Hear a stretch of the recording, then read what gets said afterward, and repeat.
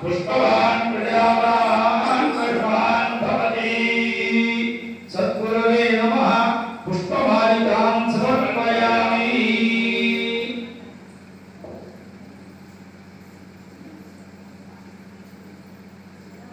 सद्गुरवे नमः। पुष्पमालिकां समर्पयामि।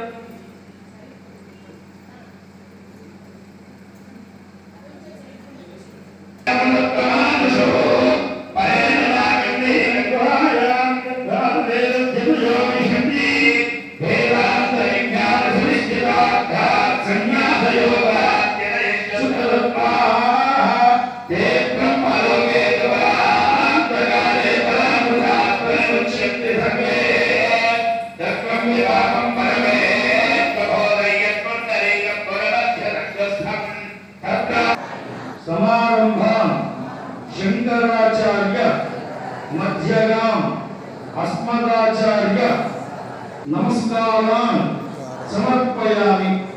अत्र కూర్చోడం ఈ స్థానాలలో కూర్చోండి। ఆలయం కరుణాలయం నమామి భగవత్పాదం శంకరం లోకశంకరం శంకరం శంకరాచార్యం కేశవం బాదరాయణం सूत्र भाष्य कृतं वन्दे भगवतो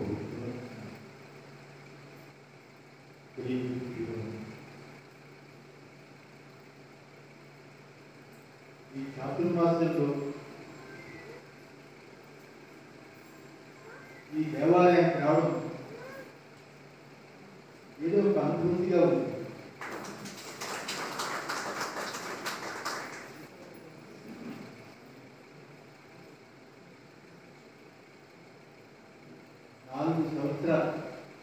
నాలుగు సంవత్సరాల క్రితం వచ్చాము।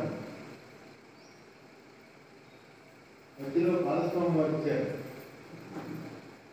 వెంకటేశ్వర స్వామి దయ ఈరోజు స్వామి దర్శనానికి వచ్చారు।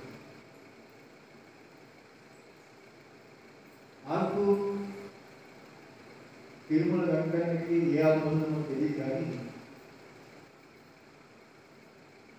విశాఖ శ్రీ శారదాంబ పాలిత దేవాలయాల్లో 90% వెంకటేశ్వర స్వామి దేవాలయం। ఆ స్వామి దయ చాతుర్మాస దీక్షని 17 సంవత్సరాలు హిమాలయాలలో ఋషికేశ్ ప్రాంతంలో అమ్మ గంగమ్మ సన్నిధిలో 17 సంవత్సరాలు ఇలాగే 3 నెలలు 4 నెలలు ఋషికేశ్లో ఈ కాలంలో ఉండేవాడు। ఈ సంవత్సరం హైదరాబాద్లో చెయ్యాలి, ఈ పీఠపాలిక దేవాలయాలు ఏవైతే ఉన్నాయో అవన్నీ సందర్శించాలి। ఎందుకంటే పీఠానికి వచ్చే భక్తులు భక్తితో వస్తారు, భగవంతుడిని ఆరాధిస్తారు। భగవంతుడు వారి కష్టాలు తొలగించడానికి భగవంతుడి సన్నిధికి వెళ్ళాలి అని దేవాలయానికి వస్తారు। భగవంతుడికి భక్తుడికి ఉన్న అనుసంధానం ఇతర మతాల్లో ఉండదు। ఇతర మతాల్లో భగవంతుడి యొక్క స్వరూపం తెలియదు, భగవంతుడు ఎలా ఉంటాడో తెలియదు। భగవంతుడి యొక్క అనిమాది అష్టసిద్ధులతో కూడుకున్న యోగులు సూర్య మండలాన్ని కూడా తీక్షణంగా చూసే శక్తి ఉన్న రాజఋషులు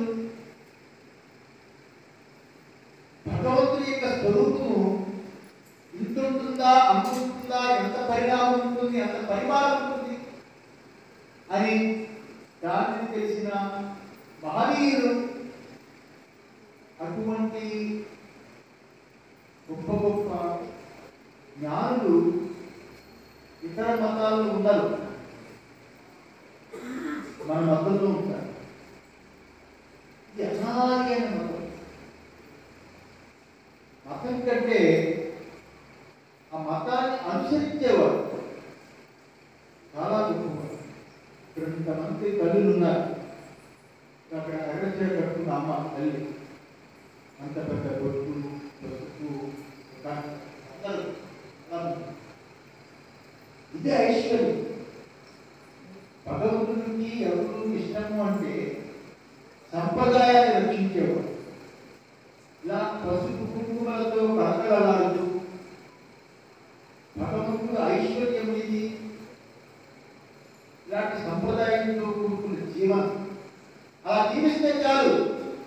భగవంతుడి యొక్క జపం చేయకపోయినా, భగవంతుడి యొక్క భజన చేయకపోయినా, ఆయన నిర్దేశించిన మన భారతదేశంలో సంప్రదాయాలు ఏవైతే ఉన్నాయో అవి రక్షిస్తే చాలు. భగవంతుడు మన మతం పసుపు కుంకుమ లేని కళావిహీనమైన ముఖాలతో కూడుకున్న మతం కాదు. మన మతం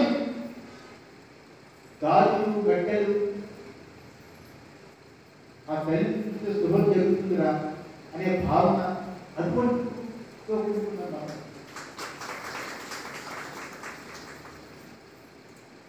పండుగలు వచ్చాయి అనుకోండి, భారతదేశంలో ఎన్ని పండుగలు సంవత్సరాలు, దాని గురించి కాదు పండుగ. పండుగ అంటే కులానికి,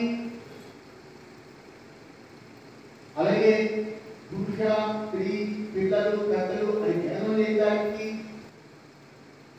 ఆ రెండింటికి మార్గదర్శకమైన ఒక పండుగ.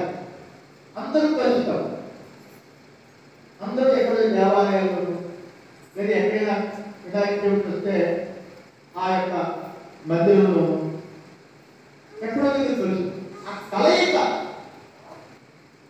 కలయిక అనేది కులాలు మతాలు విశ్వాసాలు ప్రకటన పెట్టి గురువులు ఎవరైనా వస్తే చాలా ఆకర్షణ. ఇప్పుడు ఇస్కాన్ మతం విదేశాలు